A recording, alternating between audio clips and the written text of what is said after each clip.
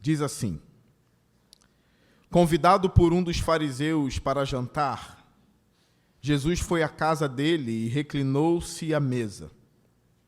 Ao saber que Jesus estava comendo na casa do fariseu, certa mulher daquela cidade, uma pecadora, trouxe um frasco de alabastro com perfume e se colocou atrás de Jesus, a seus pés.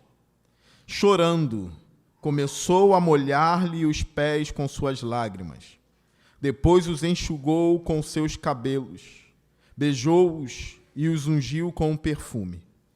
Ao ver isso, o fariseu que o havia convidado disse a si mesmo: se este homem fosse profeta, saberia quem nele está tocando e que tipo de mulher ela é, uma pecadora. Então lhe disse Jesus: Simão, tenho algo a lhe dizer.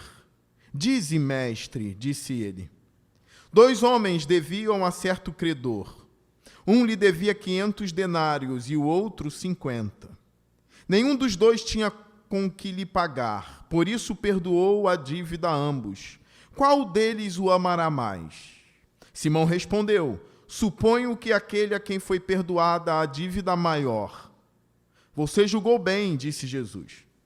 Em seguida virou-se para a mulher e disse a Simão: vê esta mulher. Entrei em sua casa, Simão, mas você não me deu água para lavar os pés. Ela, porém, molhou os meus pés com suas lágrimas e os enxugou com seus cabelos. Você não me saudou com um beijo, Simão, mas esta mulher, desde que entrei aqui, não parou de beijar os meus pés. Você não ungiu a minha cabeça com óleo, mas ela derramou perfume nos meus pés. Portanto, eu lhe digo, os muitos pecados dela lhe foram perdoados, pois ela amou muito. Mas aquele a quem pouco foi perdoado, pouco ama. Então Jesus disse a ela: seus pecados estão perdoados. Os outros convidados começaram a perguntar: quem é este que até perdoa pecados? Jesus disse à mulher: sua fé a salvou, vá em paz. Curva sua cabeça mais uma vez.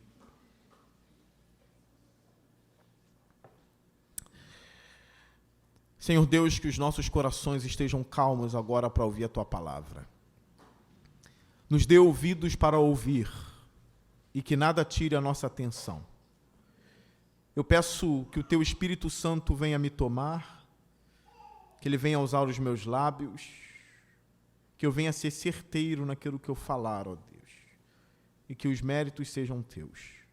Eu creio que o Senhor está aqui nesse lugar, e eu creio que o Senhor quer falar agora a essas almas que estão aqui me ouvindo, Senhor.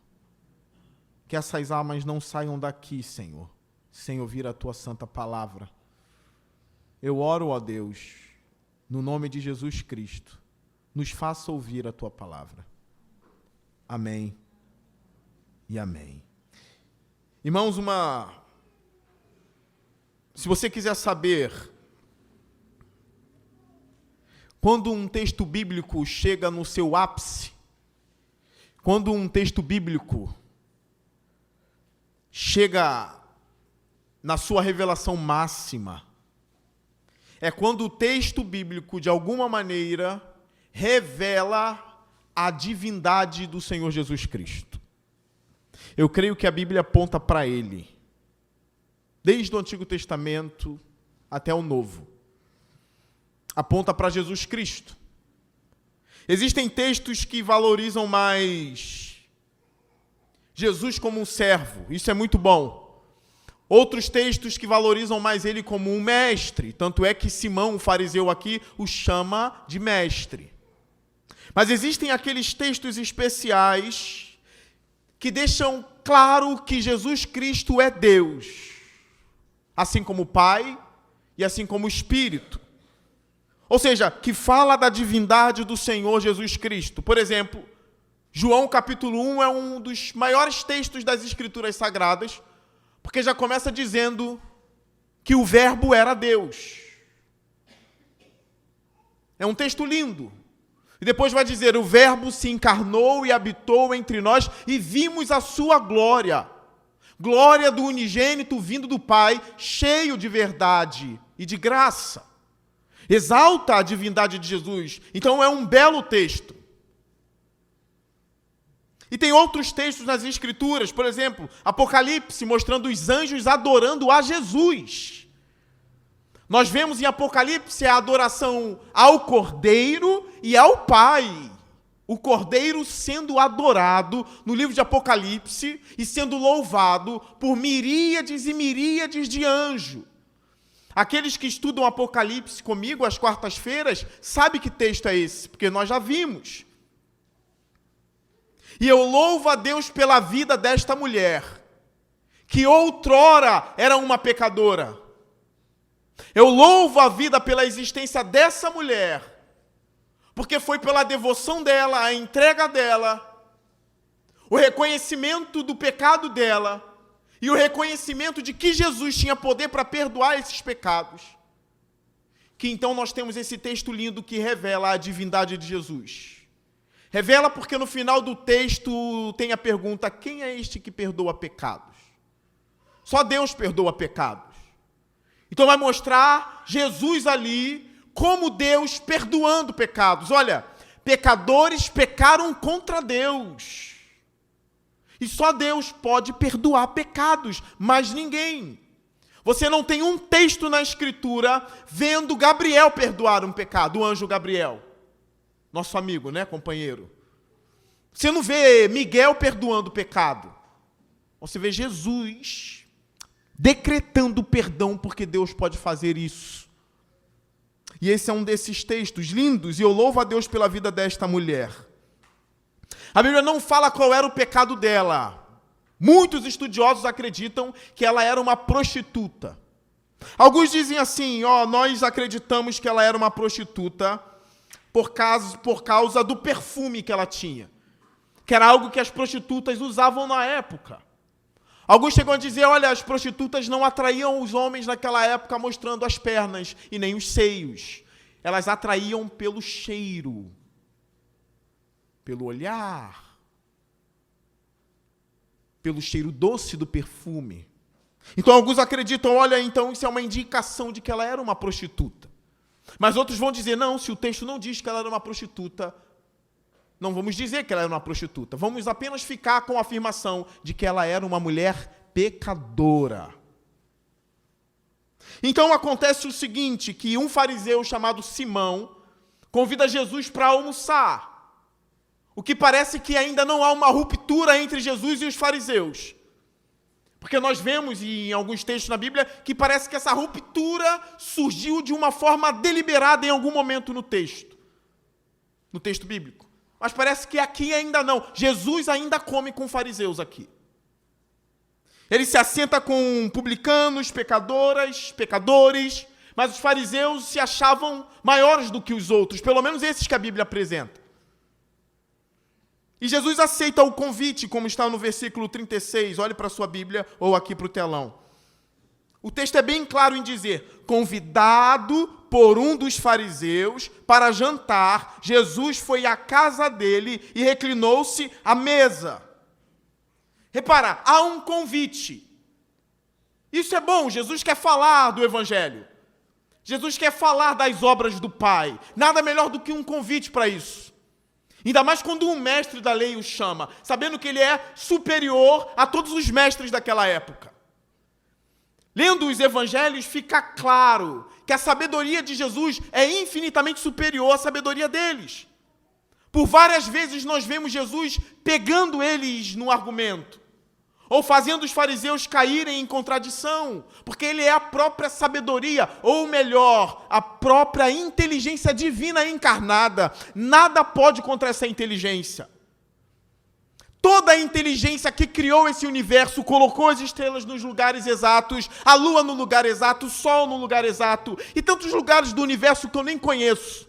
Está tudo no seu devido lugar. É necessário um arquiteto para isso.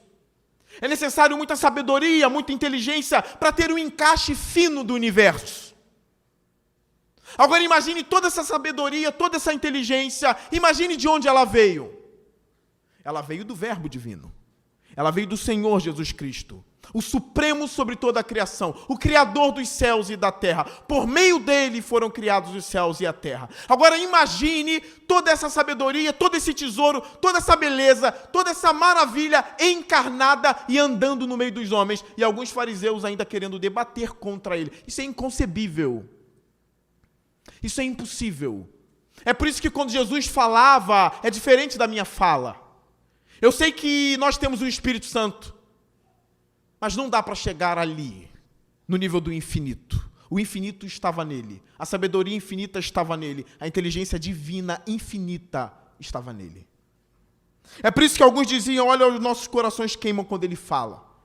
Outros dizem, olha, nós não podemos prendê-lo porque nunca ouvimos, ou na verdade nunca vimos ninguém falar como ele fala. É impressionante isso, né? Agora essa suprema sabedoria foi convidada para falar na casa de um fariseu.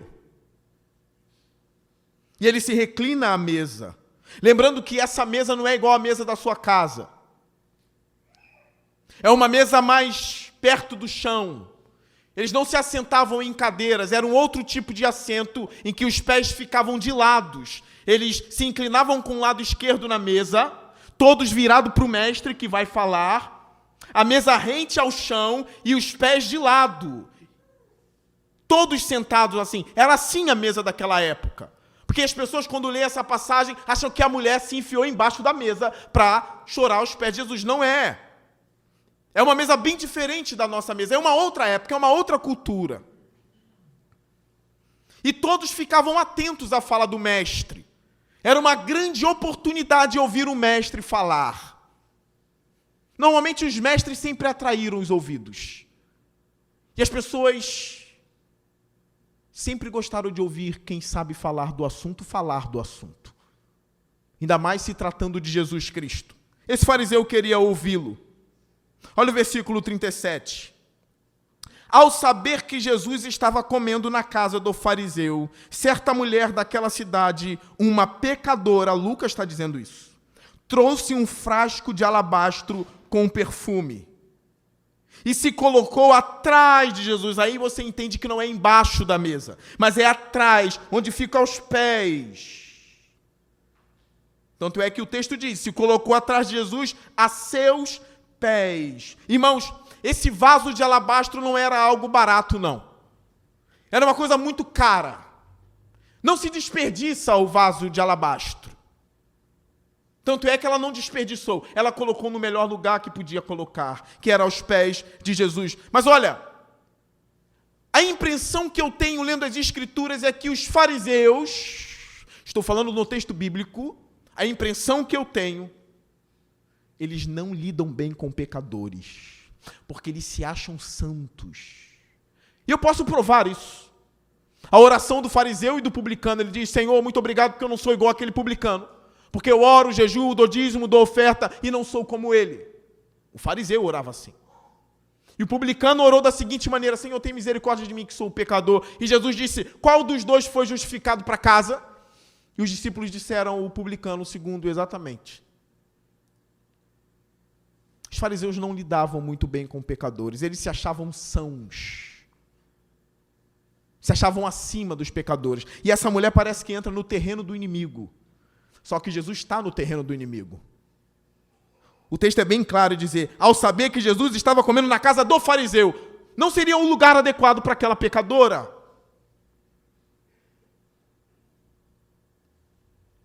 Assim no nosso período também, existem pessoas que estão tão cheias de religiosidade e tão pouca cheias de Jesus Cristo, que só falta lavar as mãos ao encostar em um pecador.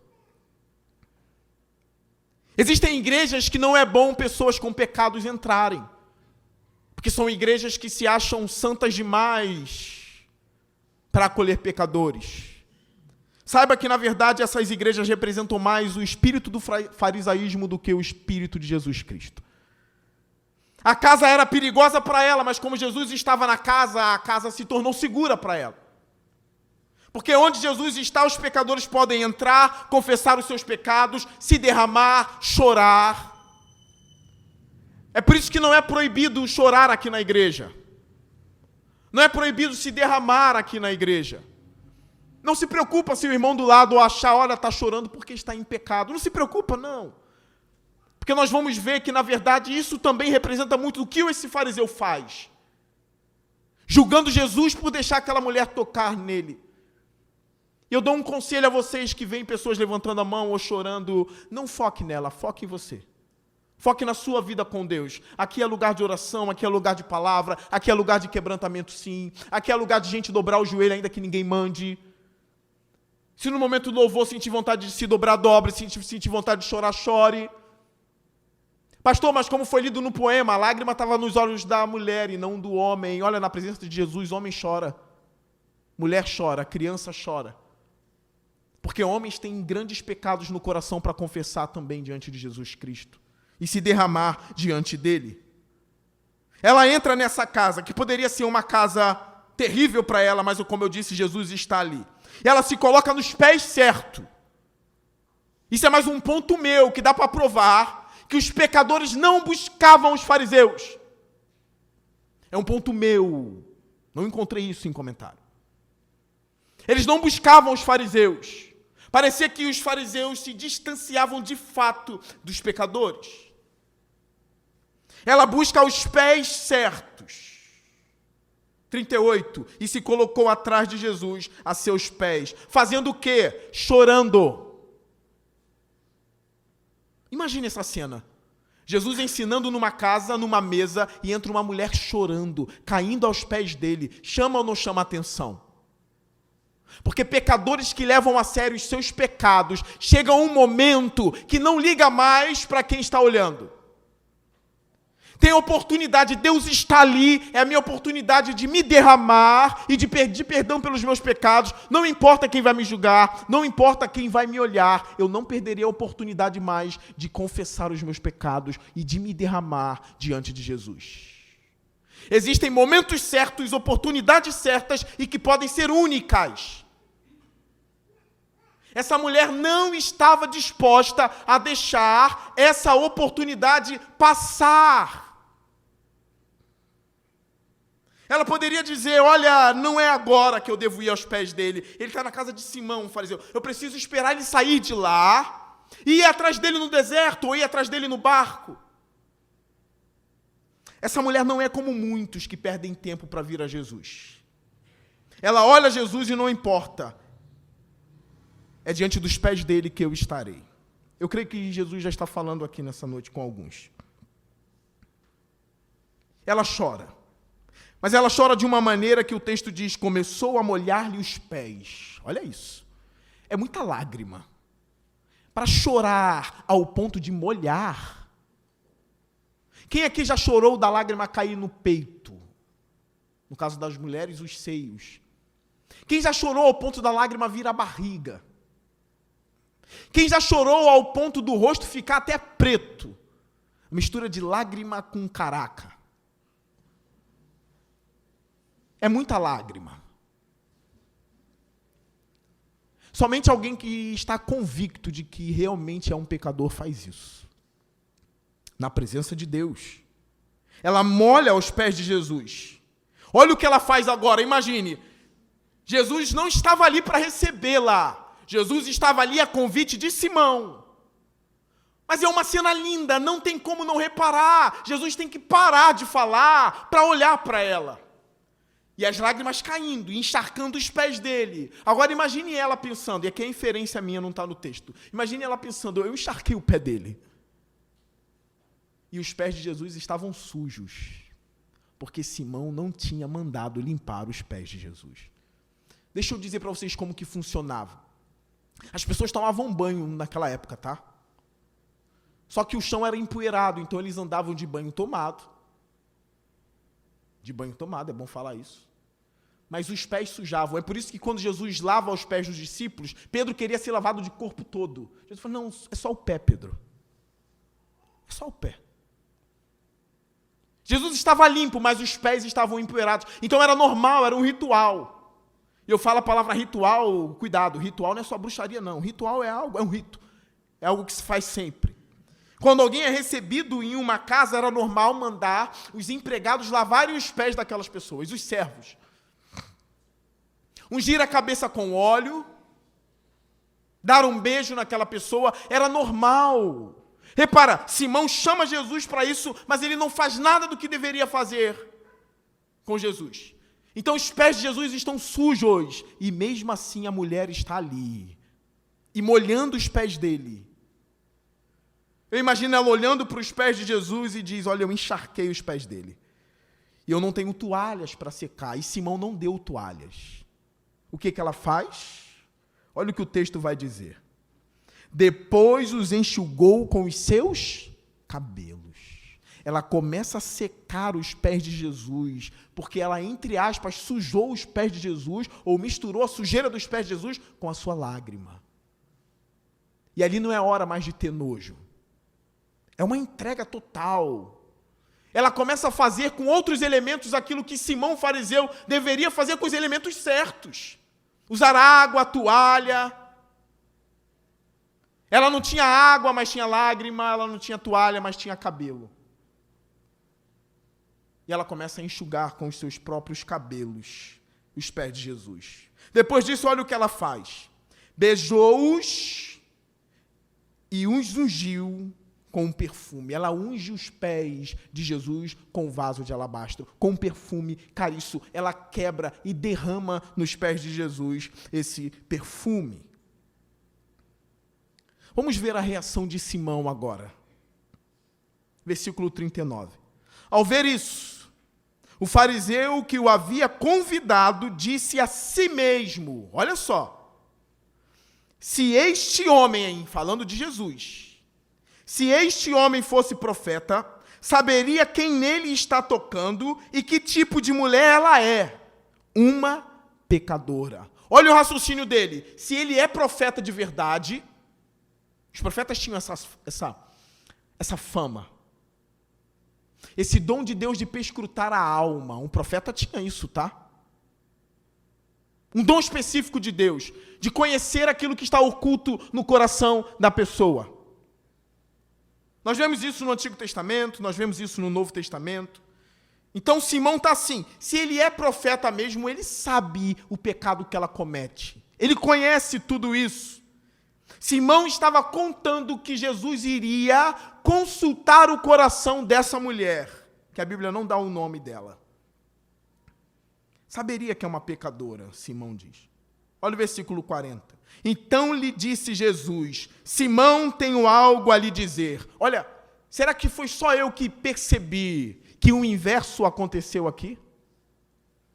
Simão está querendo que Jesus consulte o coração da mulher, ou na verdade exige, se ele for um profeta. Mas Jesus está esquadrinhando o coração do fariseu e não da pecadora. Porque ele está vendo o que o fariseu está pensando ali. Vocês repararam a inversão aqui? O fariseu que se acha santo está dizendo, olha, se ele é profeta, ele vai perscrutar o coração dessa mulher e ele vai saber que ela é uma pecadora. E enquanto Simão pensa isso, Jesus está no coração dele, sondando os pensamentos. Jesus está vendo. Ah, Simão, parece que o pecador aqui é outro. E aí ele vem com uma pergunta que só alguém cheio do Espírito Santo de Deus consegue fazer. Eu creio que o Espírito Santo tem esse poder até hoje, de arrancar coisas ocultas do coração de uma pessoa e trazer à frente na igreja, sem até mesmo que o nome seja citado. Mas é algo tão claro e óbvio que não tem como dizer que não foi Deus. Só que Jesus olha para ele. Versículo 40. Então lhe disse Jesus, Simão, tenho algo a lhe dizer. Olha o que ele diz, dize, mestre. Falso, né? Porque no ser interior ele diz, se este homem for profeta. Agora quando sai da boca ele diz, dize, mestre. Parece uma dissimulação aqui. Dize, mestre, disse Simão. Versículo 41, olha o que Jesus diz. 2 homens deviam a certo credor. Um lhe devia 500 denários e o outro 50 denários. Olha, 1 denário, irmãos, era uma moeda de pagamento de um dia de um trabalhador braçal. Alguns trabalhavam 12 horas para ganhar 1 denário. 500 denários eram equivalentes a 500 dias de trabalho braçal. É muito dinheiro. Então Jesus disse, olha, 2 homens deviam certo credor. Um lhe devia 500 denários e o outro 50 denários. Nenhum dos dois tinha com que lhe pagar. Por isso, lhe perdoou a dívida a ambos. Qual deles o amará mais? Olha a resposta de Simão. Versículo 43. Simão respondeu, suponho que aquele a quem foi perdoada a dívida maior. Eu não sei se o fariseu tinha sabedoria suficiente para entender o que Jesus fez. Eu não sei se ele tinha essa sabedoria suficiente para dizer, olha, ele inverteu a coisa. Estou percebendo, eu queria que ele sondasse o coração dela, agora ele me vem com uma parábola, porque sondou o meu coração. Eu não sei se ele tinha essa sabedoria. Um teólogo, uma vez, comentando um texto de Marcos, ele disse assim, olha, muitas parábolas de Jesus, ou algumas, os discípulos não entenderam. Os próprios discípulos de Jesus batiam cabeça dizendo, o que ele quis dizer? Por exemplo, quando Jesus disse assim, tomem cuidado com o fermento dos fariseus. A Bíblia diz que os discípulos começavam a brigar entre si, dizendo, olha, por que ele disse isso? Será que é porque a gente esqueceu o pão, farinha e pão estão ligados, né? Aí Jesus diz, homens de pouca fé. Eu estou falando da doutrina dos fariseus. Se faltar o pão, eu multiplico, né? É isso que Jesus está querendo dizer. Estou falando da doutrina, cuidado com a doutrina. Então, eles não entendiam muitas parábolas.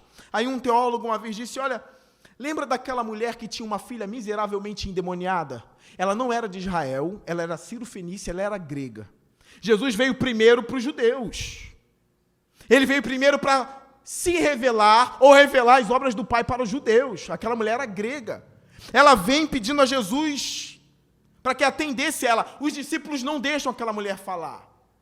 Até que ela consegue ter acesso a Jesus e ela pede a cura. E Jesus diz, olha, mulher, eu vim primeiro para as ovelhas perdidas da casa de Israel. E ele diz, não é lícito tirar o pão dos filhos e dar aos cachorrinhos. Ela entendeu a parábola. Ela entendeu a ilustração. Tanto é que ela não fica dizendo o que ele quis dizer com isso. Uma mulher sírio-fenícia, grega, ela tem essa sabedoria, ela entende, ela responde assim, mas Senhor, até os cachorrinhos comem das migalhas que caem da mesa dos seus senhores. Jesus disse, mulher, a sua filha está liberta. Na mesma hora que ele disse, o Espírito deixou a mulher lá, a menina lá, e ela foi sarada para sempre daquele espírito maligno.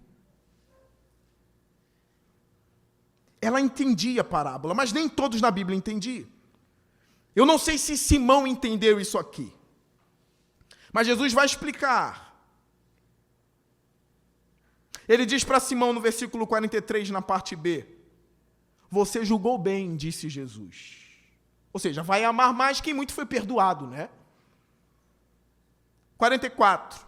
Em seguida, virou-se para a mulher e disse a Simão, olha agora, Jesus agora para de olhar para Simão e olha para a pecadora, mas continua falando com Simão.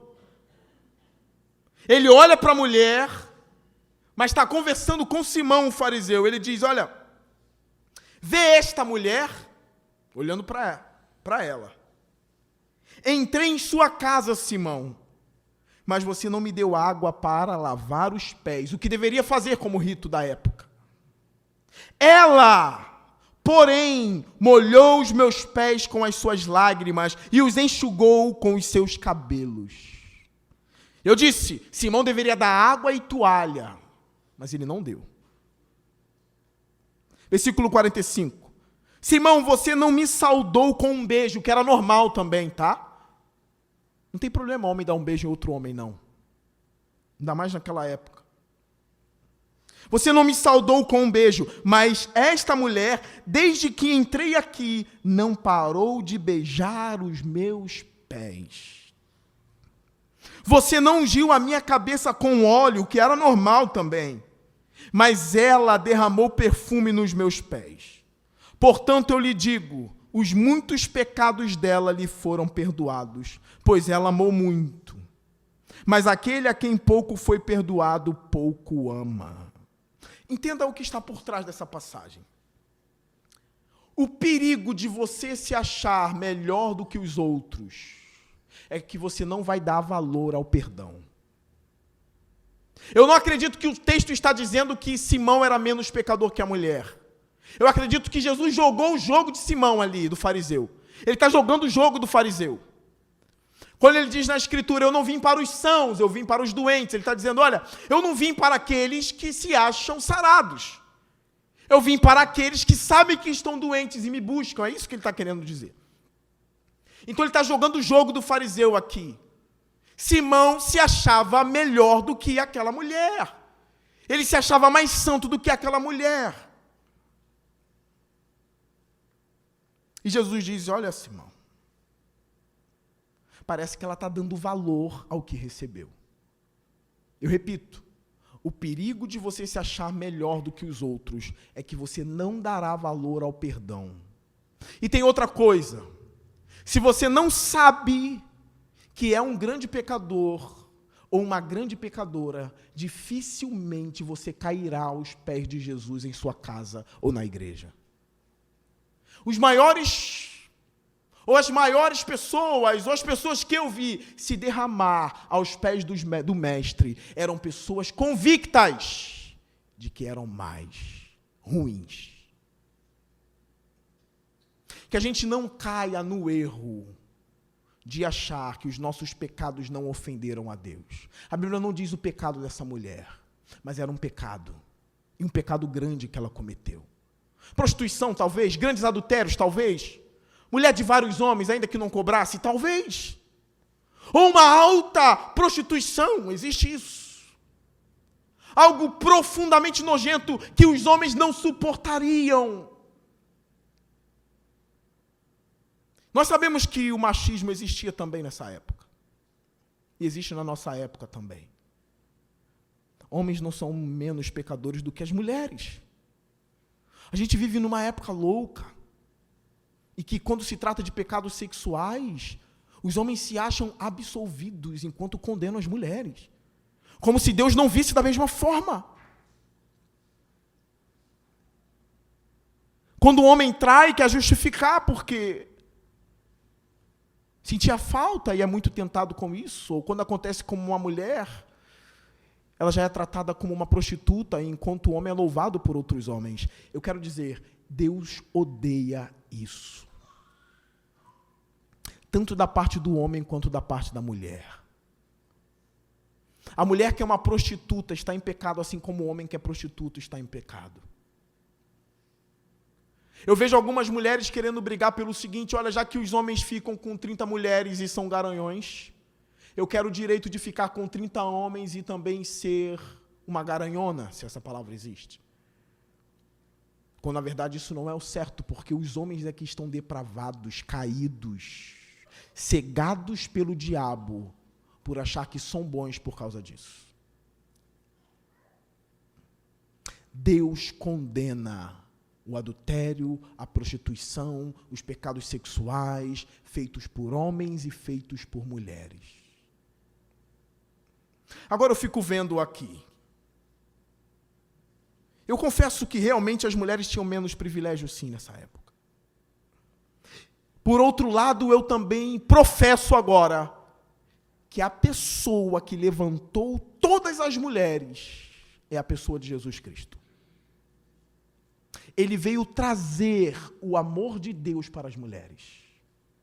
Ele veio mostrar que Deus trata as mulheres melhor até mesmo do que Abraão, como nós vimos hoje de manhã, que com medo disse que Sara era a irmã dele, para que o rei Abimeleque não o matasse. Deus não trata assim. Abraão tratou mal. Deus livrou Sara de ser possuída por um rei, por causa da covardia de Abraão. Jesus veio mostrar o coração de Deus para as mulheres. É por isso que nós vemos essa mulher aqui em evidência, e é um texto que vai evidenciar a divindade de Jesus. Nós vemos em João 4 uma mulher samaritana que não podia falar sozinha com o judeu, e Jesus falando com ela sozinho e redimindo aquela mulher. Não se importando com o que os discípulos iriam pensar quando voltar. Ele deu água viva para aquela mulher. Aquela mulher se tornou a maior missionária de Samaria. Se você olhar para o capítulo 8, olha que texto forte. Olha o capítulo 8, versículo 1. Tem gente que não sabe que esse texto aqui está na Bíblia, irmãos. Olhem para mim, isso é verdade. Tem gente que nunca leu o capítulo 8 de Lucas e não sabe que as coisas que eu lerei agora estavam na Bíblia. Olha o que o texto diz. Depois disso, Jesus ia passando pelas cidades e povoados, proclamando as boas novas do reino de Deus. Olha, depois do quê? Da redenção dessa mulher aqui, não é? Depois que ele redimiu essa mulher, ele vai proclamando as boas novas do reino de Deus. Olha agora. Os 12 estavam com ele, Jesus e os 12 apóstolos. E também algumas mulheres que haviam sido curadas de espíritos malignos e doenças. Maria, chamada Madalena, de quem havia saído 7 demônios. Joana, mulher de Cusa, administrador da casa de Herodes. Susana e muitas outras, seguindo Jesus. Olha agora. E essas mulheres ajudavam a sustentá-los com os seus bens. Tem alguma coisa importante que Lucas quer passar para a gente. A mulher na casa de Simão derrama um perfume caríssimo nos pés de Jesus, não se prendendo às coisas materiais da terra, mas valorizando mais a Jesus do que as coisas materiais. O texto do capítulo 8 fala que os 12 estavam com eles, mas quem sustentava o ministério de Jesus eram as mulheres. Quando uma mulher se converte, na minha opinião e na minha percepção, a entrega é muito maior do que as dos homens. Pelo que eu tenho visto, mulheres são melhores do que os homens nas entregas. Mulheres depositam os seus corações aos pés de Jesus melhores do que os homens, sim. Não se surpreendam no dia da vinda do Senhor Jesus com a honra que Ele tratará as suas filhas. Não é à toa que Lucas frisa isso logo depois de falar de uma mulher pecadora que derrama um perfume caríssimo nos pés de Jesus. Jesus expulsou demônios dessas mulheres, curou essas mulheres, perdoou os pecados dela, e a gratidão é: eu sustento o ministério de Jesus e dos discípulos, eu me entrego, toma, porque esse ministério vale a pena ser sustentado. Se eu não me engano, foi em Tessalonicenses, se eu não me engano, em que mulheres de grande posição social se convertem a Jesus através da pregação de Paulo. Nós lemos o texto inicial de Lídia, que abriu a casa dela para fundar a igreja. Nós vemos as primeiras testemunhas da ressurreição de Jesus. Não foi Pedro nem João. Jesus não se apresentou a eles, mas se apresentou às mulheres, e elas foram as primeiras missionárias. Que tratemos as mulheres com mais valor na igreja. Que a gente sonde nosso coração para ver o seguinte: o que eu defendo é bíblico ou eu uso do machismo para manipular a Bíblia? Não pense que eu não faço isso. Eu não vou à Bíblia tendo o machismo como pressuposto. Talvez eu aprendi com os melhores ou nas melhores escolas. Quando eu digo escolas, não seja literal. Que nós devemos ler a Bíblia de uma forma, ou da forma mais limpa que a gente puder, sem os nossos pressupostos. Se a Bíblia diz, está dito. Se não diz, não vou inventar. Não vamos à Bíblia com o nosso machismo, senão nós homens seremos como Simão, o fariseu. Mas não parou por aí, não. Olha o versículo 48. Então Jesus disse a ela: seus pecados estão perdoados.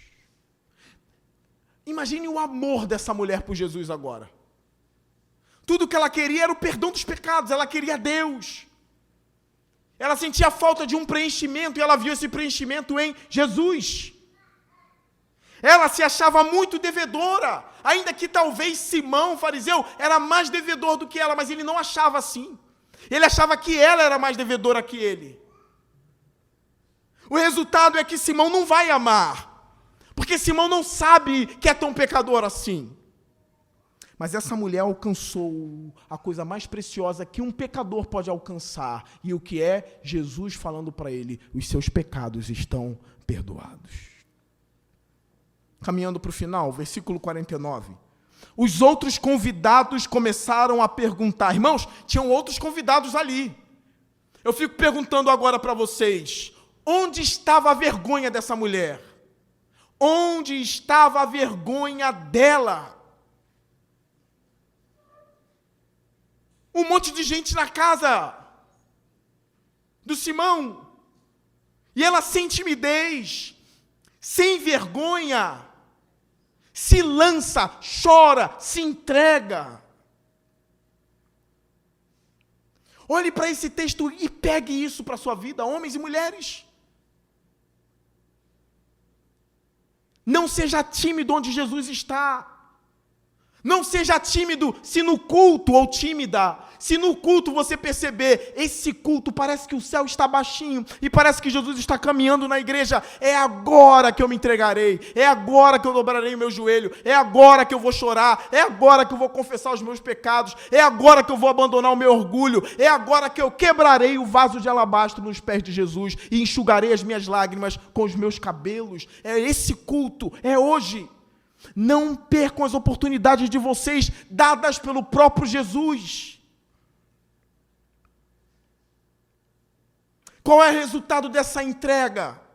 Os homens perguntando: quem é este que até perdoa pecados? Essa pergunta é maior do que a pergunta dos discípulos no barco. Quando Jesus acalmou a tempestade, eles perguntaram: quem é este que até o vento e o mar lhes obedecem? Tem até o louvor do cantor cristão, né? Ó mestre, o mar se revolta, né? As ondas atendem ao meu mandar, sossegai. Só Deus podia fazer aquilo, parar o vento. E os discípulos perguntam: quem é este que até o vento e o mar lhes obedece? Mas essa pergunta aqui é a pergunta que evidencia a divindade de Jesus. Jesus parou o vento, mas Eliseu fez cair fogo do céu. Mas eu nunca vi Eliseu perdoar pecados. E eles perguntam: quem é este que até pecados perdoa? Jesus não responde esses homens mais. Parece que acabou o diálogo. Ele não fala mais com Simão, ele não responde mais os outros homens, ele focou somente naquela que queria a salvação da alma. Jesus é mais do que um tirador de dúvidas. Jesus é Deus Salvador. Ele é mais do que um mestre que quer responder tudo. Existem perguntas que ele ignora, mas ele não ignora uma alma que quer ser salva. Versículo 50, o último versículo da noite. Jesus disse à mulher: sua fé a salvou. Vá em paz. Leia esse texto com o maior carinho que você puder ler. Tente ler ouvindo a voz de Jesus amorosa, doce para aquela mulher. Sua fé a salvou. Vá em paz. Por que vá em paz? Parece que todos acham que você é uma pecadora imunda, né? Já foi perdoada, filha. Já foi salva. Vá em paz. Viva em paz. Deus perdoou você. Eu oro a Deus para que os seus corações sejam quebrados hoje. Eu oro a Deus para que você venha reconhecer Jesus de uma forma maior, como você reconhecia ontem. Jesus não está brincando com a igreja. Jesus não está brincando de salvar almas. Jesus não está brincando de redimir mulheres até hoje. Tanto é que a pessoa mais elogiada na fé cristã e mais admirada na fé cristã, dentre os mortais, é uma mulher chamada Maria. Não divina, não corredentora, mas a principal mulher do cristianismo, acima até dos homens mortais, chama-se Maria. É a religião que tem uma mulher como um símbolo. E a gente não é católico, mas a gente reconhece. Eu amo Maria. Um pastor falar isso, vai estudar. Você deve amar Maria. Você não deve orar a Maria. Você não deve louvar a Maria. Você deve amá-la, porque foi ela que deu a luz ao Filho de Deus. Um anjo disse: bem-aventurada és tu, mulher. É o cristianismo que redime as mulheres. Fale isso para algumas mulheres que começarem a dizer que o cristianismo é machista. Você diz: como é machista? Se o maior símbolo dele, depois da cruz de Cristo, é uma mulher. Procura no islamismo alguma mulher. Procura no budismo alguma mulher. Procura no hinduísmo alguma grande mulher. É claro que tem aquelas deusas doidas lá, né? Que nem existiram. Estou falando uma mulher de verdade, alguém que existiu na história. Procura, não tem. Mulheres, enfrentem todos os obstáculos de vocês com Jesus Cristo, não na força do braço. Façam aquilo que Jesus quer que vocês façam. Trabalhem na obra como Jesus quer que vocês trabalhem. Louve a Deus da forma como Jesus quer que vocês louvem. Porque Jesus é quem libertou o coração de vocês. O Evangelho veio para libertar os grilhões das mulheres e dos homens. Espero que você saia daqui edificada hoje e os homens também saiam edificados hoje. Se Jesus tratou as mulheres assim, homens, tratem as mulheres com honra. Ame-as, proteja-as. Cuidem delas, porque elas valem muito para o nosso Senhor e deve valer muito para a gente também. Não abuse das mulheres. Maldito é o homem que abusa. Maldito. Jesus vai esmagar as suas mãos naquele dia. Ai do abusador, estuprador, que abusa de uma mulher, a pega à força, ou se aproveita. Jesus vai esmagar você. Porque ele demonstrou que ele veio redimir Eva também. Que o Espírito de Jesus esteja falando à nossa igreja. Eu encerro o sermão agora. Curve sua cabeça. Eu quero orar por você.